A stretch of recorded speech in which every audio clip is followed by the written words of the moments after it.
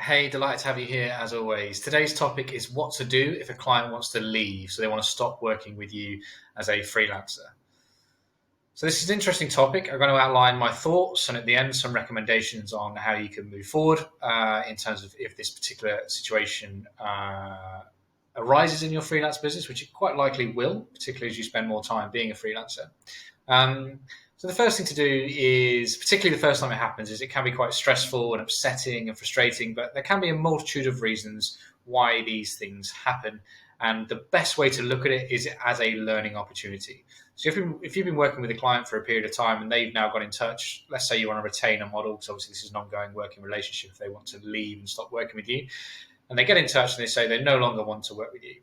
So if you get to that point where it's a bit of a surprise for you, then you need to reflect on the process you've had throughout that working relationship, because it may happen where you can see the cracks forming, where you can see things aren't going as well as maybe the client would have hoped, or even from your side, and the relationship is not as fruitful, as successful as it was at the early stages, and you kind of have an idea of where that's going.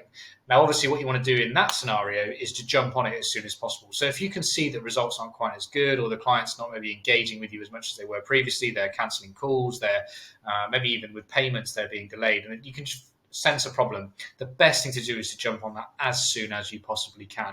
So set up a call with a client, say, can we have a meeting?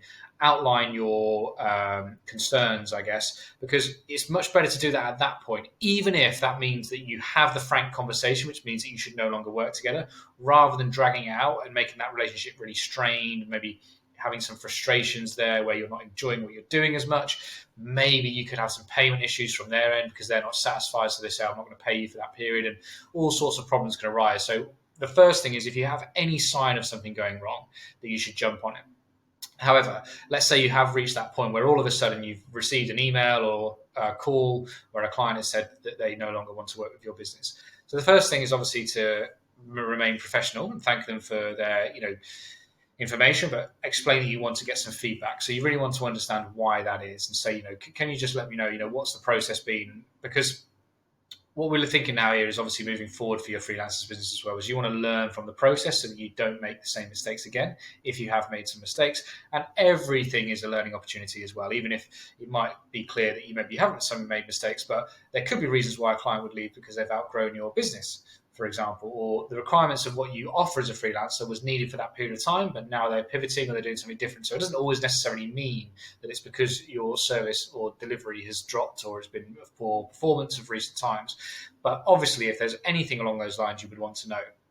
And if it is one of those reasons where it isn't your direct responsibility, because, as I say, they've moved on for other reasons, you still want to get some feedback on how you've done throughout that period, because you could potentially be improved, or maybe there's some things they really liked about what you did, which you didn't realize were so important. They would say, I love the weekly update emails. You say, okay, great. Well, that's good. I can implement that for all my clients. I can make sure I make that a priority. So you can always learn from those opportunities as well. The other point in terms of like next steps and recommendations is don't fight it. So don't, certainly go back and ask for some feedback and see, is there anything you can improve upon? And maybe that means that things can move forward, but they probably have already made their mind up by that point, and you don't want to become across as desperate. But you also, for your own perspective, you're better off moving forward, learning from it, and seeking new prospects, working with new opportunities, and trying to keep somebody on board who has already fundamentally made that decision to leave. And even if you did manage to squeeze another few weeks or months out of them, the relationship's probably soured to the point where it will end at some point. You want to move on, learn from it, wish them all the very best. If there's any final things you need to do to hand over the project, or any sort of outstanding work required, then obviously complete that, get the payment from the client, wish them all the best, and move forward. So what I would say is, if it gets to that point where they have said they want to cancel their agreement with you, or whatever it is, give notice on an agreement you have, is just to go with it. Thank them for everything. As I say, get the feedback, wish them all the best, and then move forward. And then you're going to say, okay, great. And now I have this opportunity. Let's say, for example, it was taking up a day of your week was on that project. What can you now do with that time? Maybe you have a ready-made project that just nicely times well, which would be fantastic, but often case you won't. When you can say, well, what now I'm going to do is I'm going to spend that day a week on improving my own processes off the feedback I got, or I'm going to spend that on my marketing activities so I can bring in new leads. And you turn it into an opportunity to use the time that you've now gained to win new business, improve your process, improve your overall freelance operation.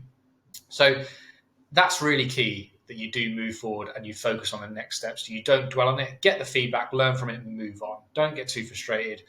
If you do have a pattern of these where you've seen maybe 1, 2, or 3 clients leave and there's been some similar issues as to why they have, then obviously that's where you need to maybe think a bit deeper about how you operate, what your processes are like, and take a step back. Because even when you ask feedback from the client, they won't give you everything. Maybe they won't even know how to articulate it, but they won't be able to give you all the information you need. So you do need to do some reflection yourself on how you felt that client relationship had gone, and see if you can identify any areas along the way whereby maybe, okay, that wasn't quite as good, or I could improve that. So it's important you go through a self-reflection as long as just taking, as well as taking on the feedback from the client. So a few thoughts there. As I say, if you do come across this situation, I hope it doesn't happen too often in your freelance career, but it is important you're prepared for it and you have some clear next steps and actions that you can take if you do are faced with this situation.